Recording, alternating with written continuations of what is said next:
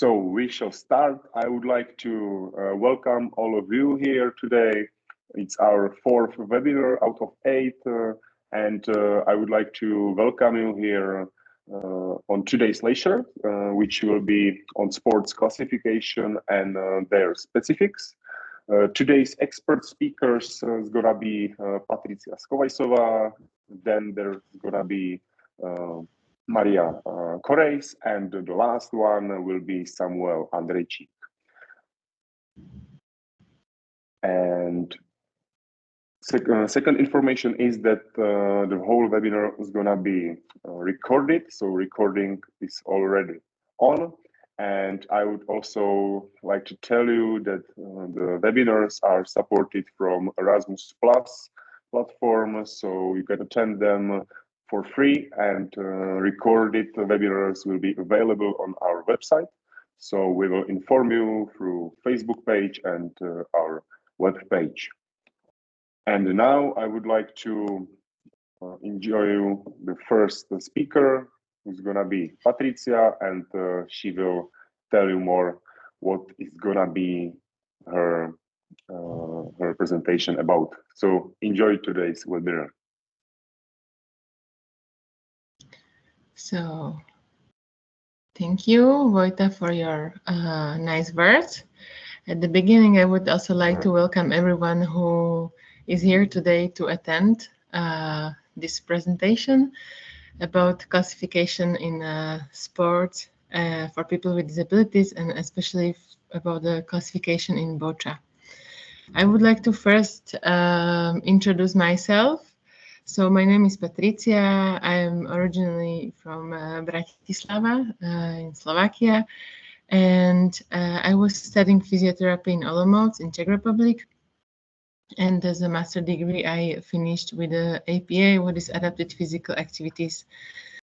Yeah, later I think I will speak more about how we came to BOTA, but shortly I first just met BOTA during my studies abroad in Israel, and later here in Slovakia, it just somehow came to me. So I went to the classification course, and slowly I started to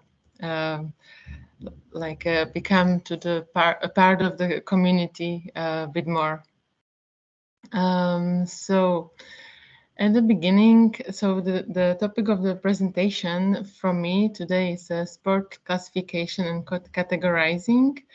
Every sport you play and you want to keep somehow the fairness in some levels in the sport, and you want to play this sport in the international level and develop, every sport need to have different categories so the athletes can compare each other. So first, I would already start with the definition of the classification. It's ongoing process of assessment of different characteristics of the athletes. Okay, so this is quite important because classification, it sounds like it's like a one event that you get classified and then you can play forever and that's it. Yeah, but in a real life it's not actually that easy because it has few parts, and it's like if you start to play boccia and if you get to the root of the professional athlete, let's say, it's not going to be just one classification. You can be sure about this, but it's very probably you will be tested many times, more often. It could be randomly or every time your health state change a bit. You should undergo the process of classification again. Okay, so we will be today speaking about this process of the assessment. This process of assessment determines the impact of the impairment of the sport performance. Yes, and it should bring the fairness for all the athletes. So on this classification, I will go through all the points, but I hope that these points everyone understand that depending on the impairment level, you get the like your class, your sporting class, and the impairment level and your abilities in the boccia. So the outcomes of classification are most of all is to determine the eligibility and to determine to divide the eligible athletes into sport classes according to their activity limitation. Okay, so activity limitation is meant like their ability to perform to this sport. In every sport it's different because in every sport you need some different abilities. Later on we will go through the most important abilities and characteristics for boccia. With the classification, we are supposed to provide more equitable competition, and it should be the framework for fair competition, not just in boccia, but in all kinds of sports for people with or without disabilities. We already went through the outcomes and of classification and why we actually classify. And now we were talking shortly about the different categories in boccia. So BC1 is basically the most is the people with the biggest impairment. Okay, the athletes who have the biggest impairment, which is not even allowing them to get to the playing field. So they need the assistant to place them in the playing field and sometimes help them with the balls, but they are able to eventually throw the balls either with their feet or with the hands. In the category BC2, there are athletes with the similar disabilities or might be similar or a little bit lower, but these athletes are without the assistance. They don't need to have assistance to move and to place themselves and to catch the balls. BC3 are usually the athletes who are using a ramp, so it's a kind of special category, and these athletes also need ramp operators.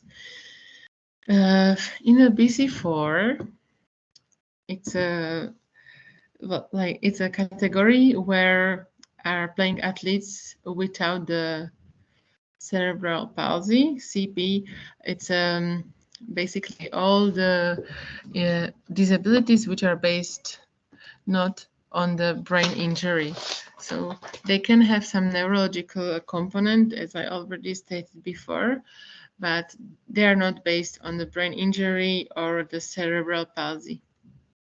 There are some differences, but most of all, this in the, let's say, in the BISFET Federation documents, you can find that it's all the athletes without the with non-neurological components in their impairment, but generally it can be also the sclerosis multiplex is can be considered as a neurological disorder, for example. So, but these athletes sometimes, according to their abilities, can also play in BC4. So, and category BC5, there could be like cerebral palsy or also non-cerebral palsy athletes with different disabilities, but they didn't meet the criteria or BC1 or BC2 or BC4, pardon. These athletes are not able to play in the international level. They are eligible to play just on the level of each country, like on the national level. They have less impairment than BC2 or BC4, but the impairment can be any type.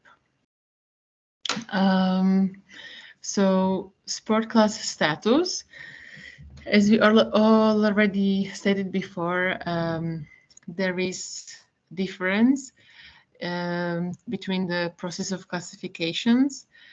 There are the process it's ongoing. It's not like one event or occasion which will happen and we will have the status confirmed.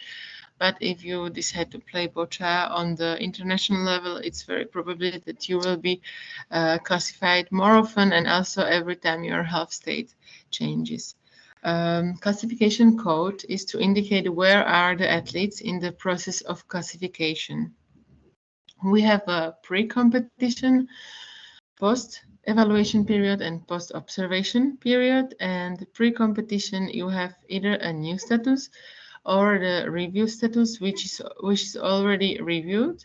You can also have a review fixed date, which is connected to this review status, and you will have the date until your status will be still valid. And then you have post-evaluation period where you have the competition review status. You get this after the classification, and in the post-observation, then you basically the classifiers should watch you on the national or also on the international level during the playing. And based on this, if the results from the observation during the play and classification itself is, if it's matching together and it's similar, then you get a number or like a letter C, which is like a confirmed status. But also this confirmed status, if you play on the international level, it's probably not sure that you will have this forever. Yeah, because the classification it can change and the health state can change as well. So the key factors in evaluation, I will speak about them quite shortly. It's a ability, but it's like abilities which you need mostly in boccia is to grasp, catch, hold, or release the ball. Then the range of motion or range of movement coordination, trunk control, and muscle strength. These are the key factors which you need to have, or you need to have you need to have to be a good boccia player, but you should not have them too good, because then you probably cannot play boccia but is also eligible for another games or for another sport. The process of classification itself, it consists of three parts. First is the physical assessment, then is the technical, and the observation during the playing.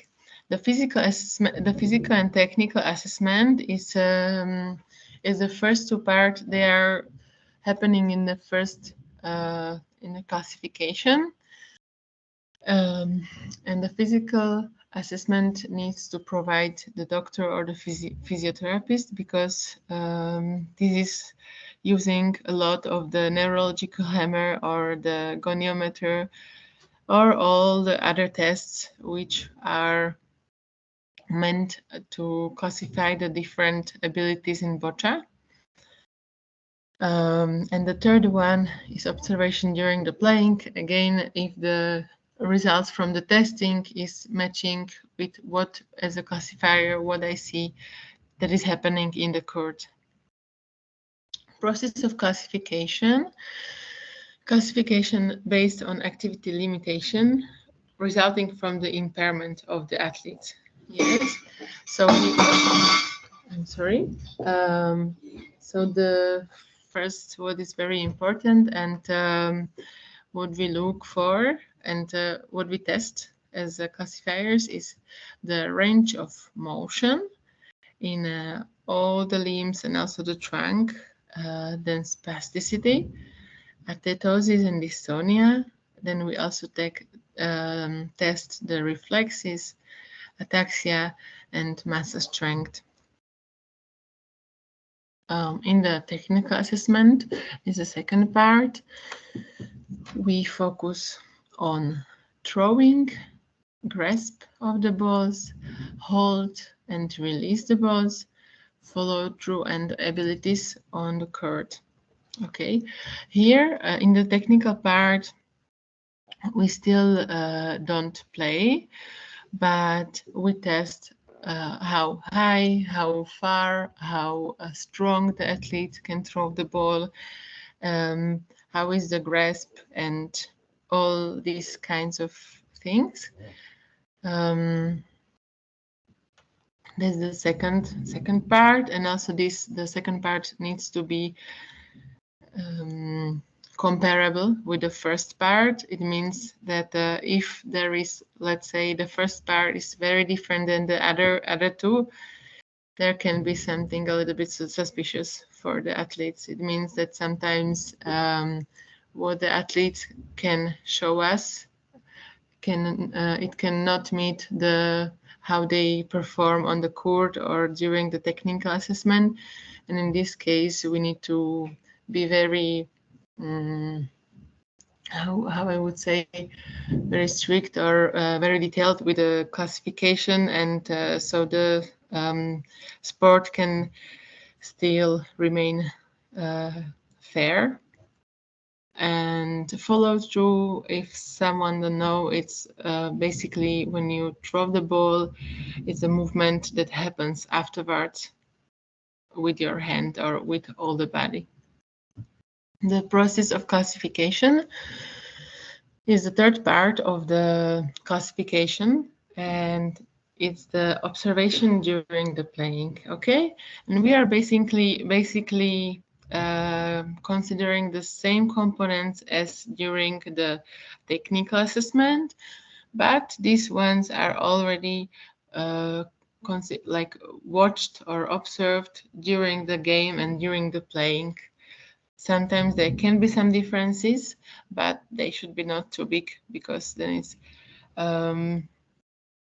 somehow not meeting the criteria. Also, it's throwing, grasp, hold and release, follow through, and all the abilities which are needed on the court. Let's continue with the different categories. In VOCHA, I will try to bring them a little bit more closer.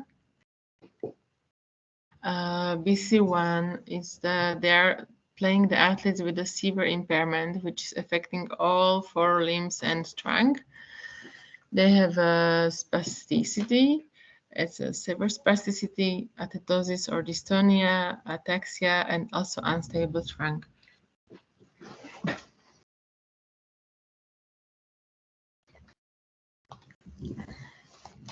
These athletes, as we already stated before, they need assistance to get to the playing field, and sometimes they also need assistance in the playing field, but usually like they are supposed to be able to throw the ball either with the feet or with the hands.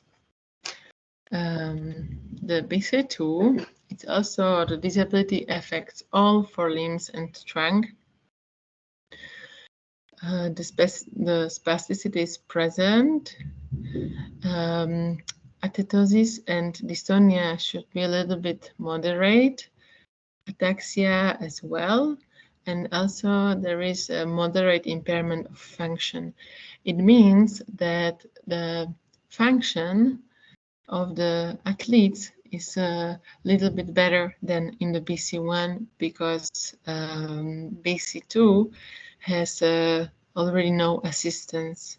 So they need to be able to get to the playing field, they need to be able to reach the balls, to take them from the basket or from wherever they are placed. And the trunk is a little bit more still, but it should be not it's still disabled. Okay, so probably the muscle strength or something else is always there, but it's usually a bit more still than in the BC1 athlete's impairment. In the BC3 are usually the ramp users. They also have a ramp operator, which is basically placing the ramp according to the communication with the athlete. It's different people with all kinds of impairment, but mostly this impairment is neurological. And topography is as well that it affects all four limbs and trunk, but moderately. And it's spasticity, dystonia, weakness, athetosis, ataxia, and sometimes also reduce range of movement. And these athletes are unable to play neither with hands and neither with feet. In the BC4 category, there are athletes which has different disabilities than the one before. Usually, it's the athletes which are not with cerebral palsy or other brain injury. This thing I was already explaining before, that sometimes in the document of BSFED you can find that non-CP or non-neurological athletes, but this means like neurological. If it's some kind of let's say neurological, the disability which is based on a neurological level, but it affects mostly muscles or other functions in the body, this is considered as not neurological. Here are also different athletes, for example, with arthrogryposis and with the locomotor dysfunction, which affects all four limbs and trunk. The same similar things could be present, but usually they are much different and lower than on the other three categories. So the fifth category 5 BC4 or BC2. Overall muscle strength is 4, 5 or less. So the category BC5, there are athletes. These athletes are unfortunately just playing on the national level. They have less impairment than BC4 or BC2. Overall muscle strength is 4, 5 or less. Just to note that the athletes which are stronger than this, they are usually not eligible to play boccia at all. Maybe on the leisure level, but not on the competition level. All four limbs and trunk are involved, but they don't meet the criteria of the BC4 or BC2. These athletes the disability can be based, it can be neurological, or non-cerebral, or also not neurological, all kinds of disabilities. And what I was already saying before, I was saying that it's hard for me, and I think for us as a classifiers, because boccia is amazing sport for everyone, and also for inclusion, but to keep the sport fair and to keep the boccia on the real competition as a Paralympic sport, we need to really follow the rules and classification rules as well. So if the athletes are stronger than 3 to 5, if the muscle strength is stronger, on this in these situations, we are the ones who need to tell them that we are sorry, but you cannot play boccia on the competition level. You still can practice, you still can play and participate in the boccia community, but on the competition level, you are too strong. This is, I think, for everyone, you can try to imagine it, how it can be for you that you need to announce something like this to someone, but it's it's needed sometimes because it's the role of classifier.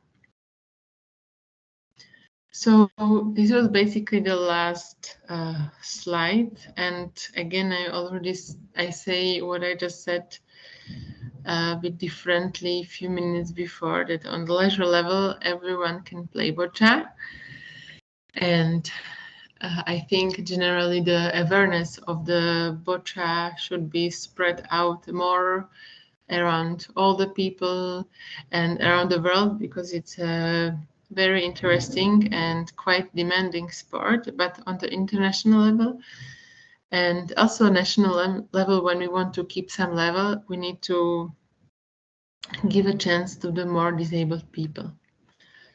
So thank you very much for giving me this space on the presentation. And thank you, Vojta, and other people who are behind these workshops and this project. And thank you also, Erasmus and European Union, for the opportunities that you give us. This is everything from my side, I would say. My name is Marie Correis, and I want to tell you something about my point of view, my point of view for the classifier, like a person. So, how I get to this position or this personal statute? My journey started as a physiotherapist. I'm also physiotherapist now, but I traveled with players for 2 years as a physiotherapist, and I usually help with anything that is needed at competition as well. And one day I get the offer to make a classifier course. I was thinking about that because in that time I was just in preparing to my final state exam, and I don't know if I have enough time to it, and it was really hard to say no or say yes. And finally I decided to say yes, I will try it. And I was really happy when I found out that I will meet on course with Patricia, because I know her from online school project. So we met in Zagreb, and it was really really nice. So that's my start position, how I get into the classification course. And I won't tell you something about classification rules. Where appears the classification rules? So these classification rules and the regulations have been prepared by BISFET, and they want to implement the current requirements of International Paralympic Committee, Athlete Classification Code, and international standards. So the classification rules are combination and that differs from that. So next slide, I will tell you something about classification personnel. Who is classifier? The classifier is a person authorized or certificate by BISFET,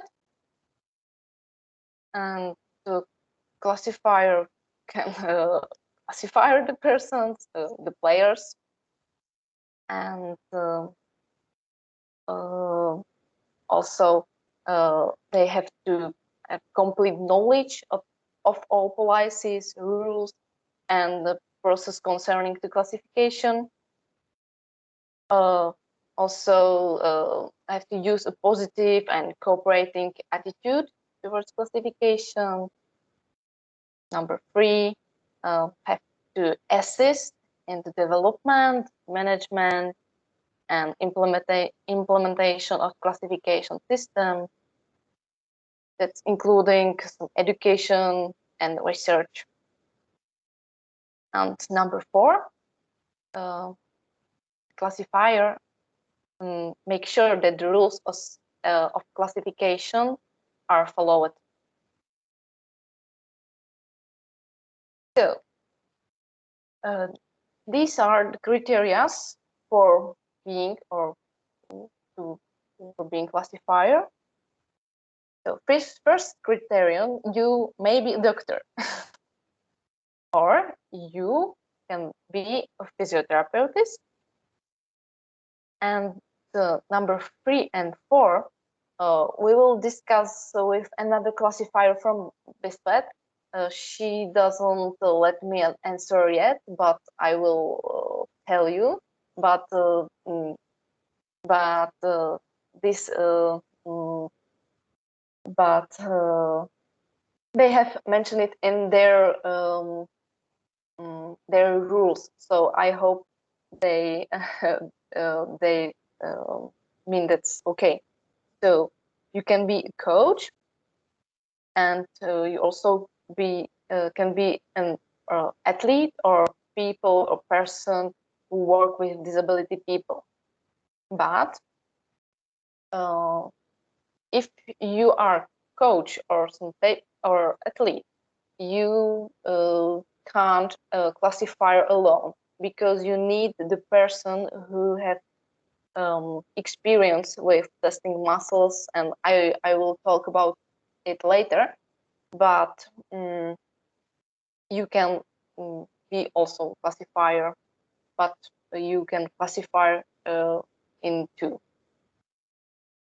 So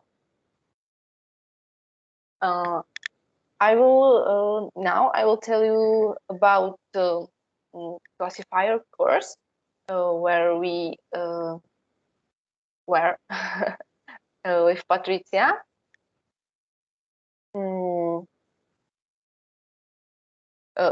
It was take part in Zagreb.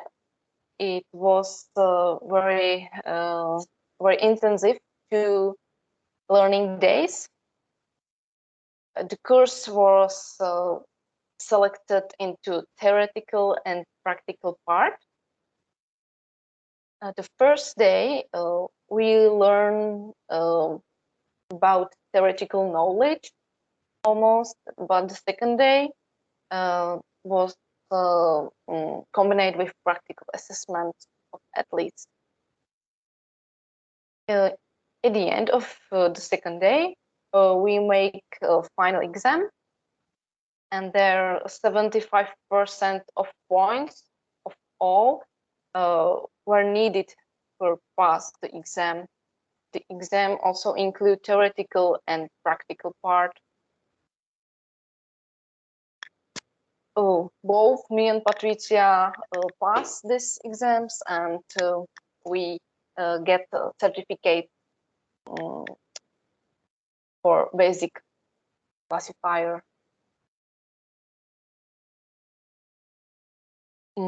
So now we are at position national classifiers. I will tell you of each of these levels.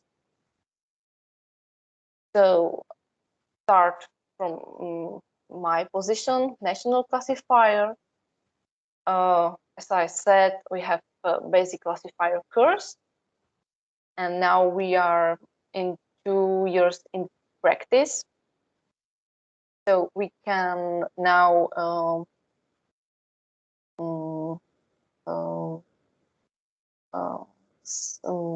ask to our federations if we want to go a higher level.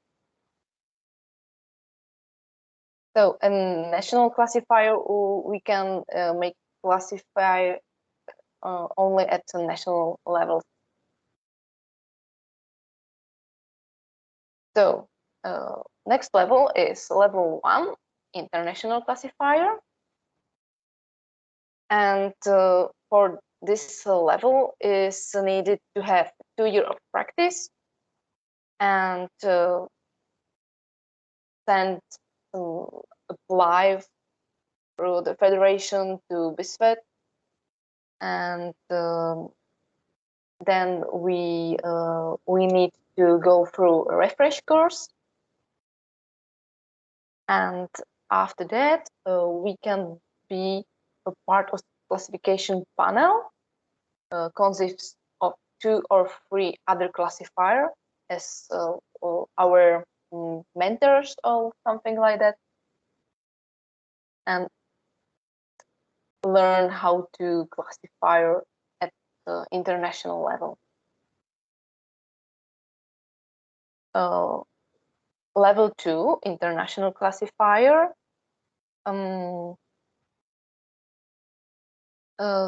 This classifier level is more qualified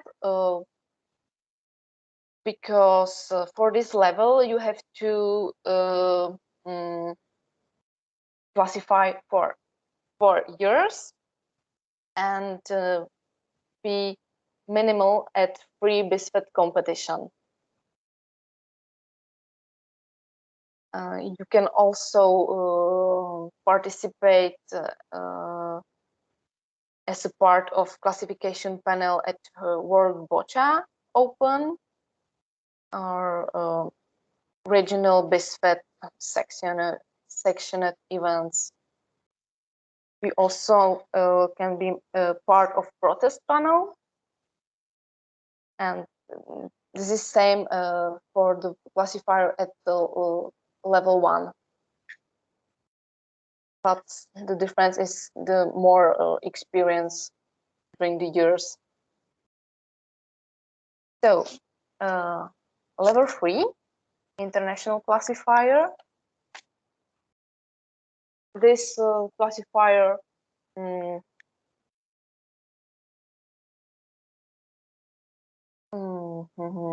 is something like leadership.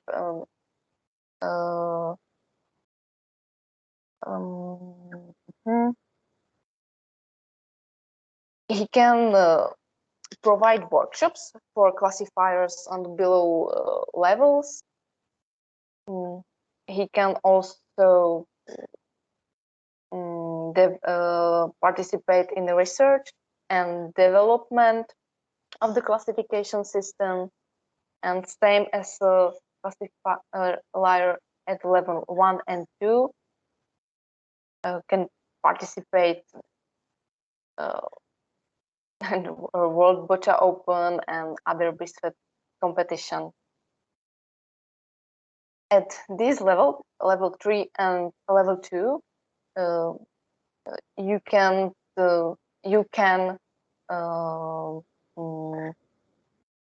be a chief classifier, but you have to attend training or be mentored by another chief classifier. The chief classifier has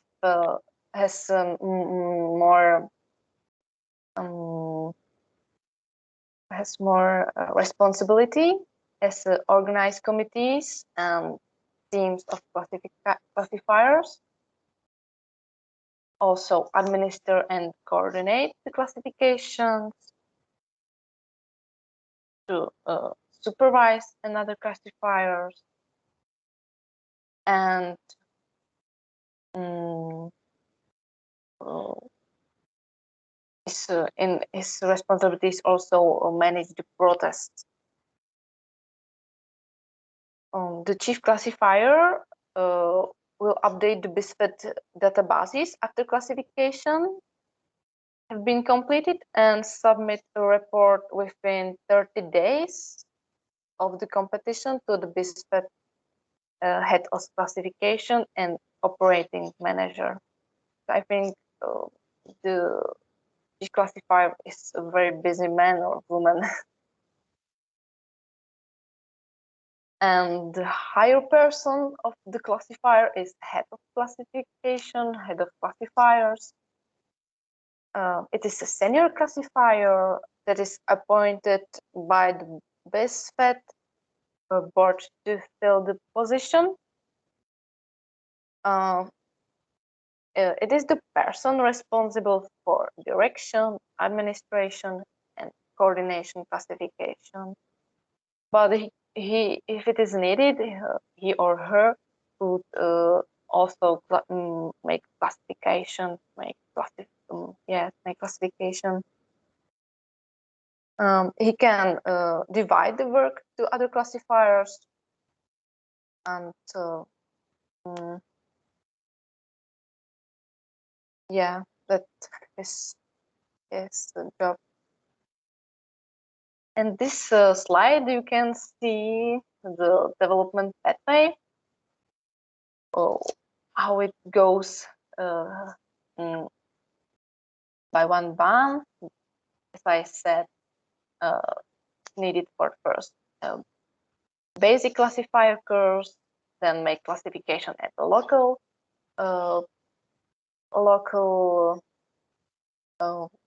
games, local championships, and so on. Then you can be level 1 international classifier, then level 2, level 3, and maybe if you are really good, you can make a head classifier if the BISFET board you. So I mentioned somewhere what is needed to be a national be classifiers on this level.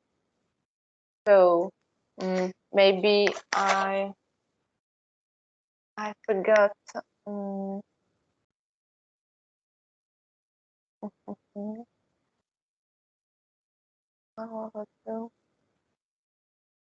I think I mentioned each part of this classifier.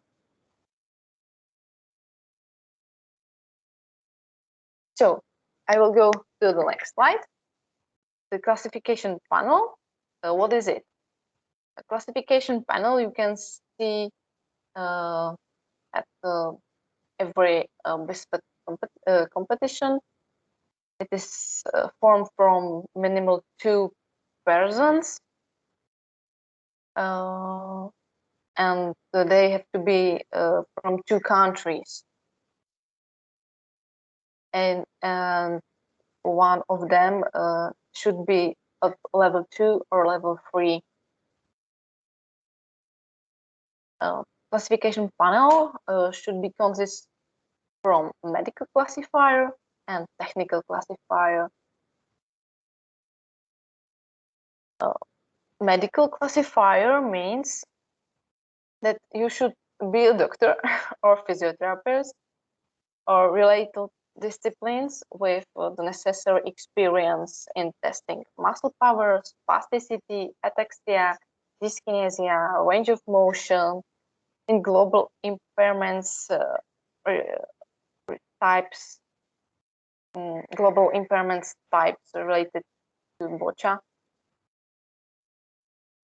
And the technical classifier is the expert or is a person who has extensive coaching background or other relevant experience in BOCHA, or you may have a degree in physical education, biomechanics, or kinesiology. Both of them must have working knowledge of BOCHA and also experience in classifier. in classification. Yeah, as I said, medical classifier and technical classifier. At national level, classifiers, we have to be in one person, both medical also technical classifier. But in the bigger competitions, they have 2 persons for it.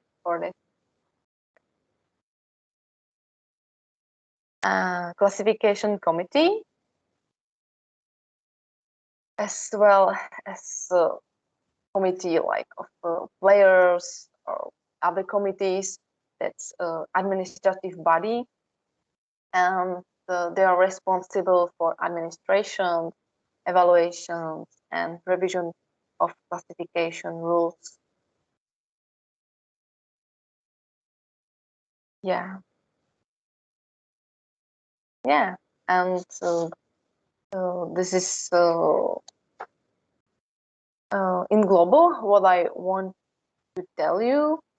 I wanted to say also, if someone would like to find a little bit more information and actually see how it's all connected, and I wanted to say that you can find all the information that we use in our presentations. You can find it online on the website. It's www.worldbocha.com. There in the section of documents, you can find basically all what we were using, all the information. It's sometimes very complicated, and we were trying to bring it to the presentation that it could be kind of simple for people to understand, and for us actually to like speak about it, or to compare the different levels of classifier. But all the information you can also find online in the World Bocha. I wanted to ask you, Maruška, I already sent the message in the chat forum. If you can tell us, I was actually interested, I'm not remembering if we were already speaking about it before, how you have met Bocha as a sport itself for the first time in your life. Have you heard about Bocha? And also I would like to raise all the other participants who would like to ask some questions. Don't be worried. Now we are 2 of us, the Slovak and Czech classifier, national classifier. Now we are here for you and answer any questions that you will want to know. So we have some time for it. And now I will ask Maruška to tell me about it, and maybe I can tell my story afterwards as well, if it's interesting for someone. Thank you, Patricia, for your words. How I get into Bocha, or how I heard about it. I think it was since before 4 years.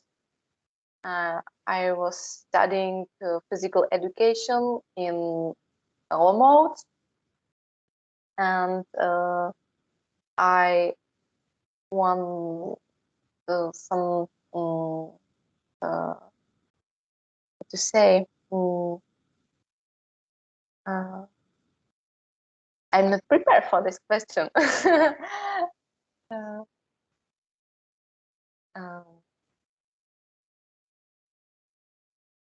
Yeah.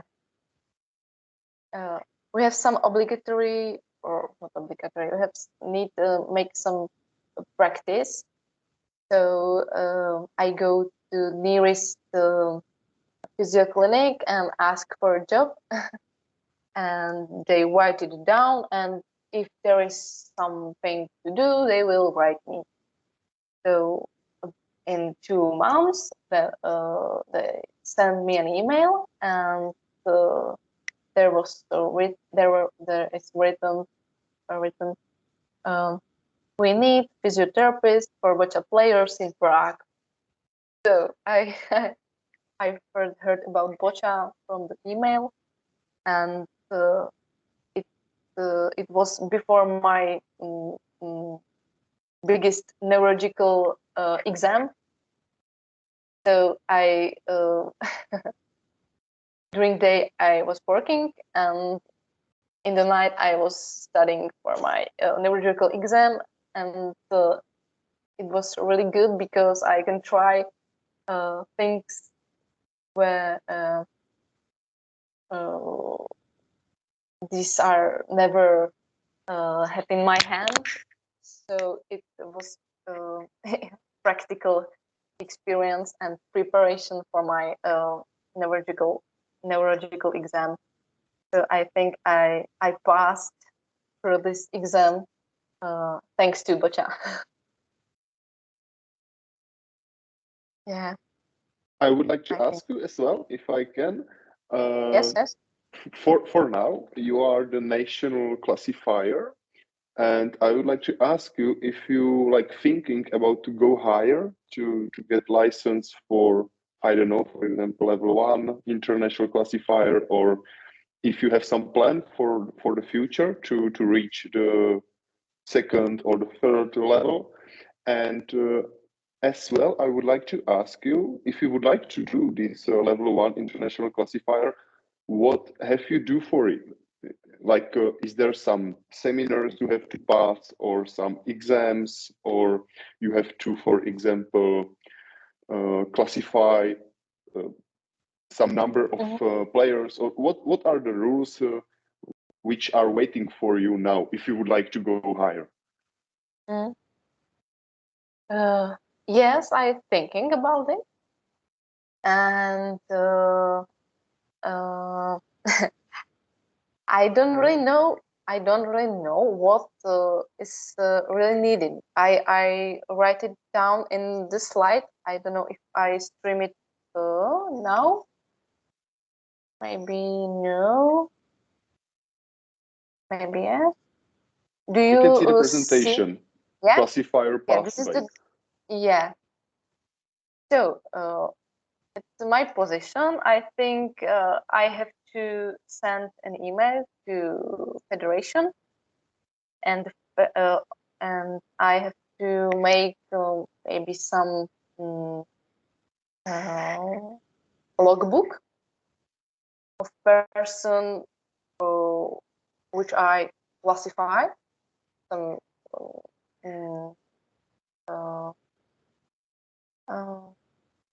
document about my work during 2 years, and then there is written about some refresh course. So I think they will invite me in some refresh course, and then maybe I will be a part of classification panel at international maybe challenger of boccia. I can see how classifiers classify in upper levels, and maybe after that they send me certification. I can use name classifier level 1 from international international champions or competitions. Nobody tells me, so I go. I see you. I tell you what I read on their webpage.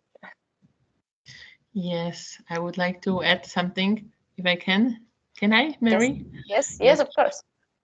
So yeah, we were both of us have attended the same course 2 years ago in Zagreb, and back then the conditions were if you want to become an international classifier, you need to be active national classifier for 2 years. This was the first step to become an international classifier.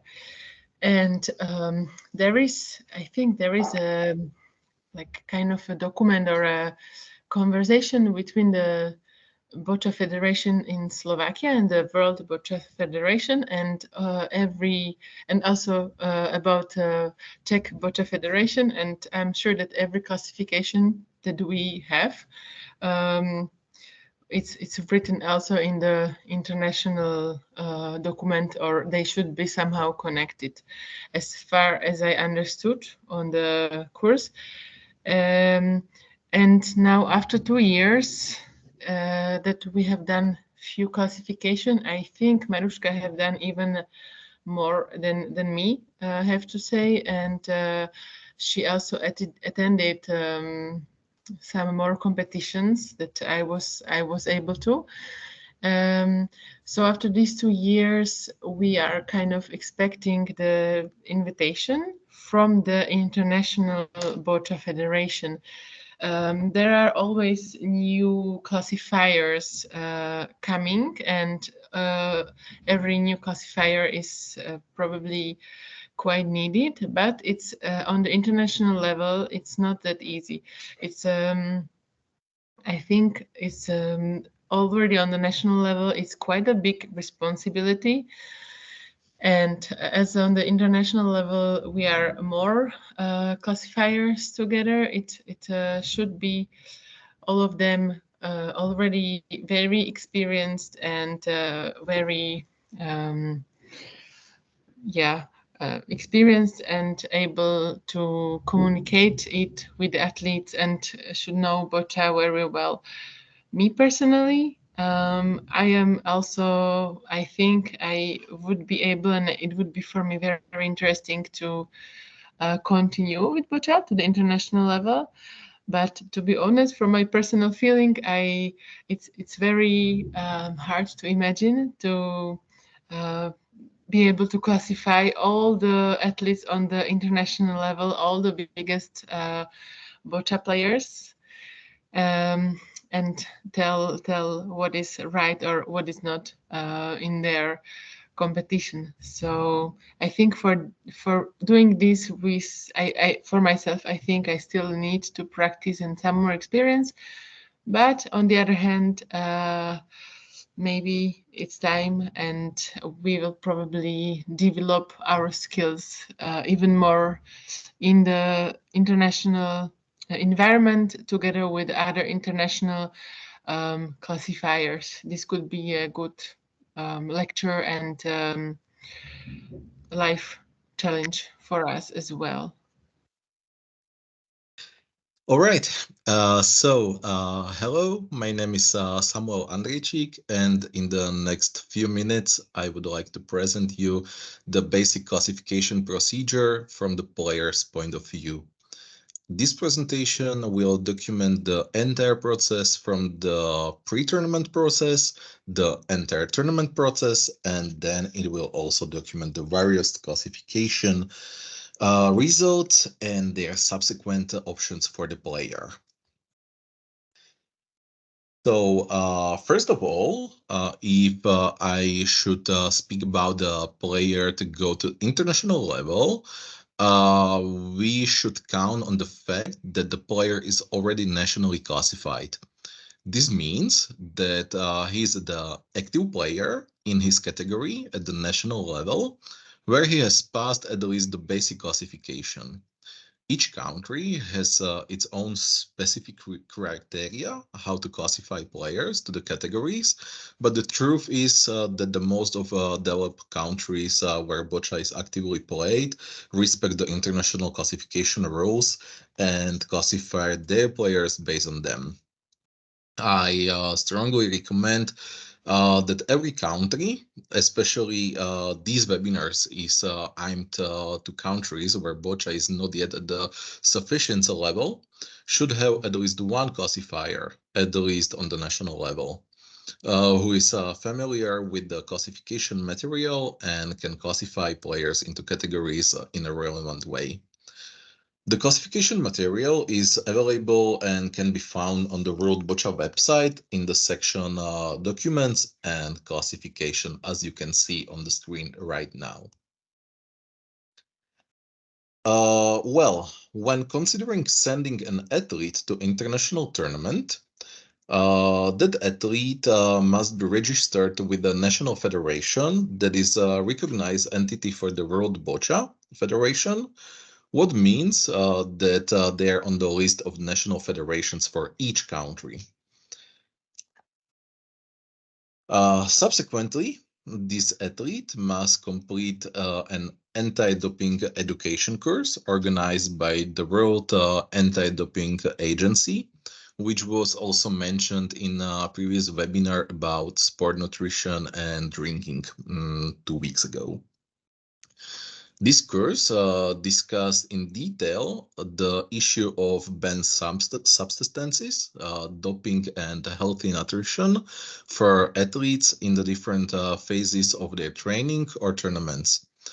On the website of the International Anti-Doping Agency, it is also possible to find a list of banned substances, which is divided in more detail into banned substances in the training process and in the competition process. This list should be well known for every player who will be competing in the competition. An athlete who plans to participate in an international tournament is also required to undergo a medical examination by his or her medic or doctor, let's say. It should be neurologist or orthopedist or physiotherapist, etc., etc., who will prepare a medical report documenting the athlete's medical condition. This report must be in English or translated into English by notary. The doctor also completes a form during the medical examination, which is also available as classification material on the World Boccia website, also in the section Documents and Classification. This form is called Certificate of Diagnosis, as you can see on the screen right now. This form contains basic information about the athlete, such as name, family name, gender, date of birth, address, city, country, and contact details. This information is filled in by the athlete and also signed by the athlete or guardian, of course. The form then contains medical details, which are generally filled in by a doctor. This section again contains the athlete's name, his or her exact diagnosis, results of tests such as MRI, CT, muscle biopsy, or others, which are also supported by medical reports from them, as you can see on the right side of your screen. The last piece of information is a list of medications the athlete is taking on the regular basis. This section is especially important if the athlete needs a therapeutical examination in case that he or she is taking medicals or drugs that could potentially be on the World Anti-Doping Agency list of banned substances. So that's why you need to fill it properly. Another document that the athlete is required to have ready for his or her classification, and usually these documents are sent in advance for review by the classifiers, is the consent to classification. As with the other documents, this one is also available on the World Boccia website in the section Documents and Classification. So all important documents are on the very same position, and they are free to download and to fill up or fill in. It is a consent that documents the entire process of the classification, draws attention to the individual parts, gives consent to follow the instruction of the classifiers, and obliges the athlete to make every effort to comply with the instruction. It also protects the athlete from classification that would cause any pain while performing the classification. It further gives consent to audio and visual recordings, of course, being made during the classification, including time during the tournament, where part of the classification is also taking place, as was mentioned by the speakers before me. It is important to read all the other points carefully and, of course, to follow them during the classification. At the end of the document, there is also a table, as you can see on the right side right now, which asks, among other things, whether the athlete has previously completed a classification, and if so, when and where, because it is pretty normal that classifiers ask players to come back to classification after a few years to recheck the status of the player and see if something changed in this period.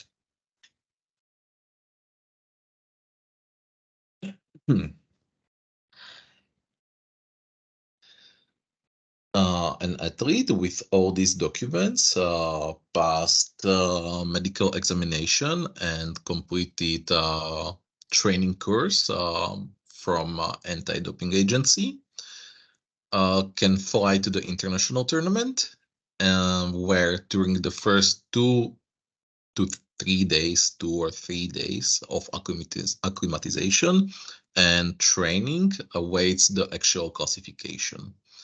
As mentioned before, this consists of a medical examination where the mobility of individual joints, limbs, and trunk is studied and measured. Muscle tension and whole body strength is also measured. Each part of the body is scored from 0 to 5 points, and the player should have an assistant or their coach with them for this part of the grading to help with handling. It is often to see from classifiers that they want to see players outside of the wheelchair, mostly on the lunger or on the bed.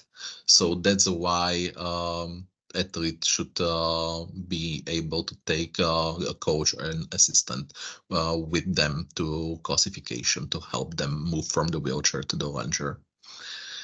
After this part is completed, there is a technical part where the player demonstrates his skills on the makeshift court that the classifiers have prepared. The player usually use his own balls and respond to the classifier's challenges to the best of his or her ability and skills. After these parts, where the classifiers watch closely the player's every move, and player is given a game category or the category of the classification. However, the classification usually continues throughout the tournament, the whole tournament, actually, and the player receives a final opinion only on the last day of tournament or after the play is eliminated from the tournament after some matches. The decision result is a classification status.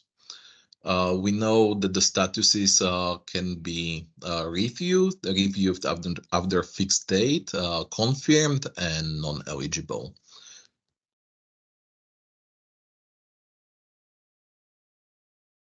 Understandably, it is the last status that players don't like to hear, and it's not eligible. However, it's not the complete and final elimination of the player from the tournament, because the player is entitled to another classification, which must be carried out according to the rules by another team of classifiers, the so-called second panel. This panel must be completely independent from the first one. That means the first panel must not interfere in the classification process and should not know the details and reasons for the player's elimination. Of course, they know about the elimination itself, since the player is undergoing a control, the second classification, but they shouldn't be aware of the details and reasons why the player didn't pass through the first panel of classifiers. The whole classification process is repeated as it's for the first panel.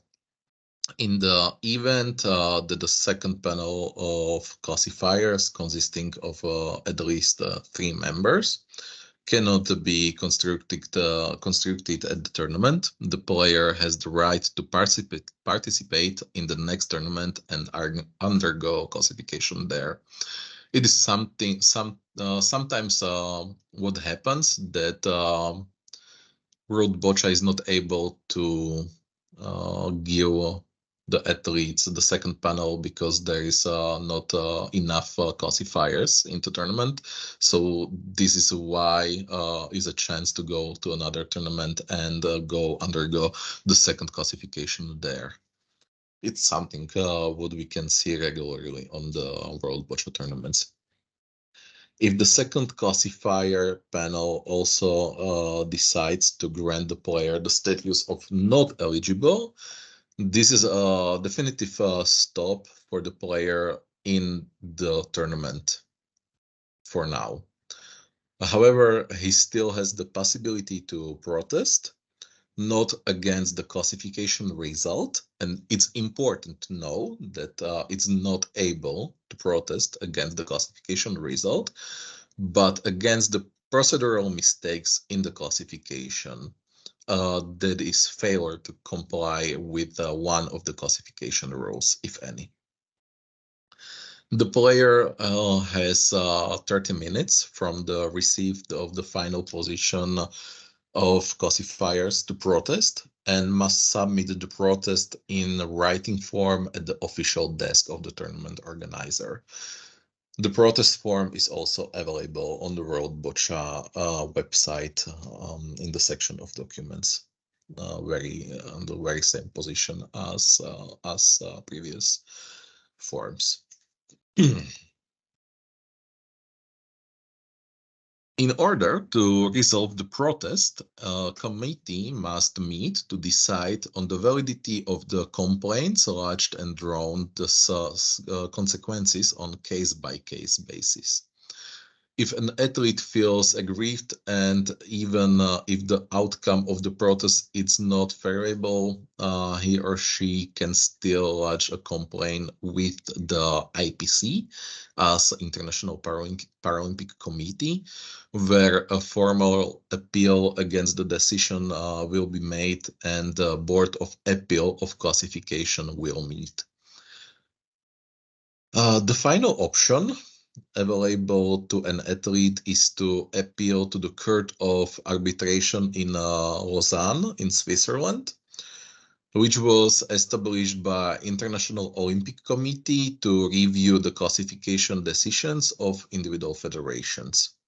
However, this is very lengthy, difficult, and also expensive process. So a lot of athletes don't even try to go to court of arbitration, and they're still trying to protest in the federation. And if they will not succeed, the second chance is this Board of Appeal or BAC. And the IPC will take a look on the process of the classification, and also they will receive the point of view from the players point of view and also federation point of view. This communication must be covered up by the National Sport Federation of the athletes. So athlete shouldn't be able to communicate with the IPC alone, and this is every time better to communicate within association of the sport federation in the national of the athlete. A lot of you asked me during the last period, and even when you realized that I will be speaker, in this webinar about classification, you asked about my story because you heard something and you have other questions about what am I do or what happened and what I did to play again and didn't succeed. So you want to know my story in better way. So I decided to speak about it a little bit. Well, I won't take it personally. I will just share my experience, and please, it will be up to you to find out the results and make a decisions by yourself. So you ask about how I taken advantages of these opportunities as IPC, BAC, or Court of Arbitrage in Lausanne in Switzerland. I believe that most of you know that I was reclassified from BC4 to BC5 during the past year and subsequently went through the aforementioned process.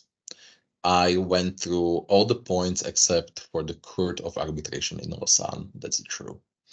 My experience with the classification was always very good until the last moment. However, with the last classification, which took place the last year in Chile, this impression has changed radically. And I have to say that the classifications as they are carried out now are merely the subjective assessment of three classifiers, which are not backed up by any measurable values.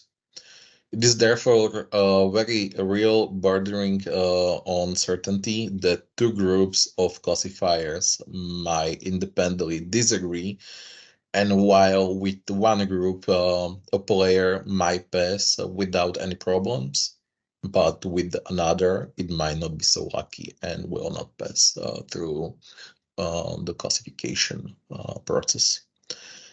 As I said, I won't go into the details of my follow-up, but all I will say is that it's very difficult to argue against the pre-agreed testimony of colleagues when you can't have any audio-visual materials, since players are forbidden to make these recordings and only classifiers are able to do it.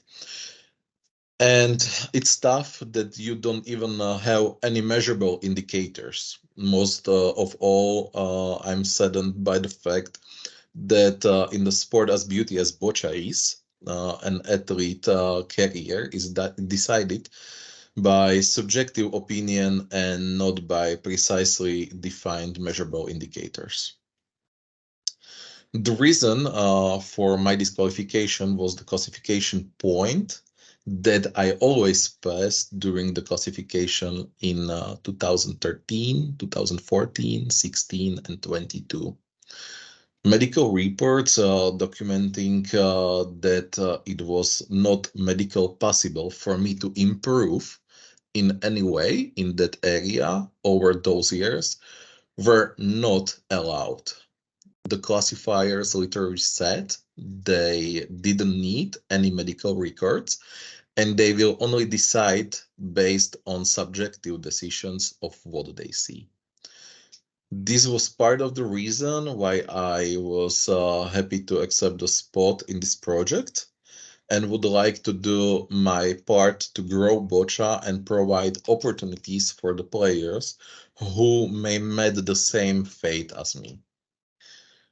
We are creating a space for a whole new possibility of realization, competing on the international level, independent of road boccia, so that players who didn't get a chance at road boccia level will also have the opportunity to play.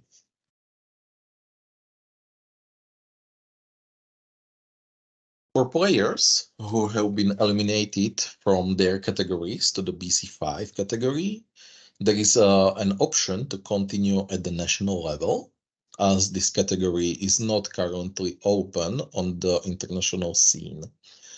Players have also several options where to compete. When I will take a look closer to the partner countries of this project, such as Slovakia, the Czech Republic, and Poland. Let's say Czech Republic have Start Bocha Cups and Czech Bocha Tours tournament. The Poland have a Prometheus Cup tournament and also tournament in Zielona Góra, etc., etc. That offers BC5 players to compete at the national level and also prepare international tournaments that are not under the auspices of the World Boccia Federation. However, these international non-scored tournaments and friendly tournaments of the players, where they can continue their sporting activities and wait if the international federation resort to open this category and give these players a chance to play. Till then, they are able to compete on the international level, but not in the ranked tournaments of the World Boccia Federation. So they're not able to score the points for the Paralympic Games, let's say. But still, they have a chance to compete, meet the international friends, travel to the countries, and compete on the international level. In the world, we can already see the categories BC6 and above, and being creating opportunities for more and more handicapped players. So yeah, BC4 category is the last one for the international level for World Boccia, but we can see that there is a progress with BC5, BC6, and other categories on the national level. And I believe that in the future we will make a deal with those countries, and we will share the experience, and we will be also able to organize tournaments internationally for the players of the category BC5 and above. In this context, I would also like to inform you that from this year, the well-known Boccia Tatra Cup, which will be organized in Slovakia, also for the players of BC5 category and players who can play integrated boccia. So this is very new information. Once again, it will be open for BC5 category players and also for the players to play integrated boccia. In this way, I would like to, of course, invite you to the tournament, and I will be looking forward to see you there. I will be there for sure, and I will gladly to share a chord with you and play a bit. Well, so for now on, thank you for your attention. And now, please, it's time for your questions. So feel free to raise a hand, use a chat, or ask me whatever you want and whatever you need to know.